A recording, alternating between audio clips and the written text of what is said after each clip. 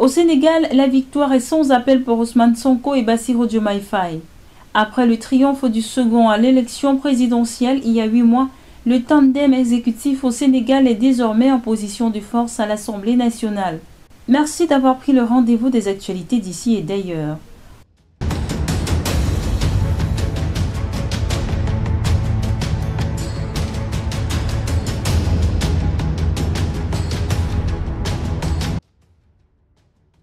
Au Sénégal, la victoire est sans appel pour Ousmane Sonko et Bassirou Diomaye Faye. Après le triomphe du second à l'élection présidentielle il y a 8 mois, le tandem exécutif au Sénégal est désormais en position de force à l'Assemblée nationale. Leur parti, les Patriotes africains du Sénégal pour le travail, l'éthique et la fraternité, a raflé les 3/4 des sièges, soit 130 sur 165 lors des législatives anticipées du dimanche 17 novembre 2024, selon les résultats provisoires. Un raz-de-marée qui offre au Premier ministre Ousmane Sonko toute latitude pour appliquer un programme de rupture susceptible de donner quelques sueurs froides à l'opposition. Dès mercredi, en Conseil des ministres, le président Bassirou Diomaye Faye s'est félicité de l'ouverture de la phase de rectification et de reddition des comptes, synonyme de traque, pour ceux qui se sont enrichis illicitement sous les 2 mandats de Macky Sall, de 2012 à 2024. Ces derniers mois, M. Sonko a multiplié les attaques et les insinuations sur les détournements de fonds publics et la gabegie financière révélée par des audits menés dans plusieurs ministères et administrations. D'après l'ancien inspecteur des impôts, ce sont par exemple près de 1000 milliards de francs CFA qui auraient été découverts sur le compte bancaire d'un ex-dignitaire dont le nom n'a pas été révélé.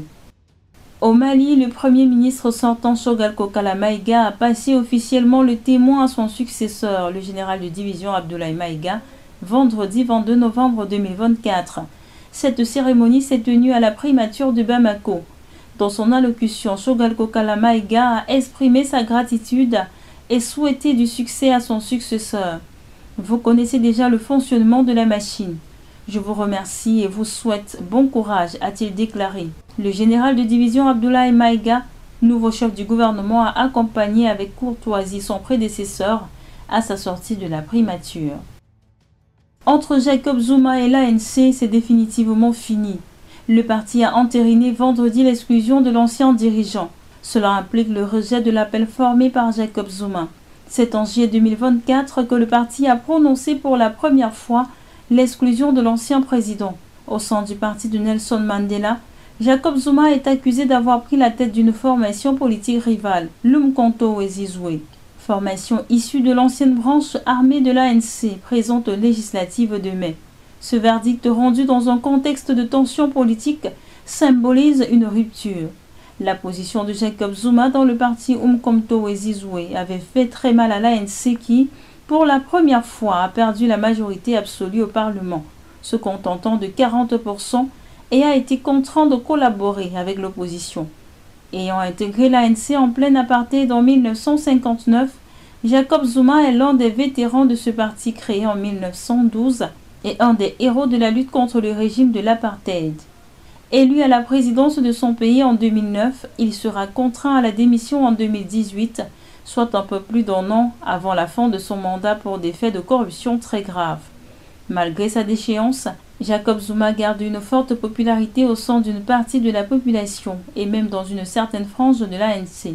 Avec son exclusion, c'est toute une page de l'histoire du parti qui se tourne. Surtout que l'homme fait partie des dernières mémoires vivantes de la lutte du parti contre le régime cruel et raciste qui a dirigé l'Afrique du Sud entre 1948 et 1991. Au Proche-Orient, l'annonce retentissante de l'émission d'un mandat d'arrêt par la Cour pénale internationale contre le Premier ministre israélien Benjamin Netanyahou et son ex-ministre de la Défense Yoav Gallant pour crimes de guerre et crimes contre l'humanité dans la bande de Gaza a suscité une vague de réactions chez les médias et les dirigeants du monde entier. Une bombe juridique massive, estime le journal Times of Israel, qui souligne que c'est la première fois que la Cour émet de tels mandats d'arrêt contre des dirigeants d'un pays démocratique. Les 2 responsables israéliens sont désormais menacés d'être arrêtés s'ils posent le pied sur le sol de l'un des 124 pays signataires du statut de Rome qui a instauré la CPI en 1998. Dans le détail, le tribunal de la Haye a déclaré que les deux responsables israéliens portaient chacun une responsabilité pénale pour le crime de guerre que constitue la famine en tant que méthode de guerre et les crimes contre l'humanité que sont le meurtre, la persécution et d'autres actes inhumains, ainsi que pour avoir dirigé intentionnellement une attaque contre la population civile, précise le site d'information européen Politico. En Israël, la décision a été largement dénoncée. Premier concerné, Benjamin Netanyahou a qualifié le mandat de décision antisémite, s'estimant victime d'un nouveau procès Dreyfus, tandis que son ancien ministre de la Défense Yoav Gallant a dénoncé un dangereux précédent qui encourage le terrorisme. C'est un jour noir pour la justice, un jour noir pour l'humanité, a ajouté sur le réseau social X le président israélien Isaac Herzog, qui accuse la CPI d'ignorer le sort des 101 otages israéliens détenus en captivité brutale par le Hamas à Gaza et de choisir le camp du terrorisme. Même dans les rangs de l'opposition, la réaction est vive. Israël défend les vies de ses citoyens contre des organisations terroristes qui ont attaqué notre peuple, tué et violé. Ces mandats d'arrêt sont une prime au terrorisme, a déclaré le chef de l'opposition, Yair Lapid.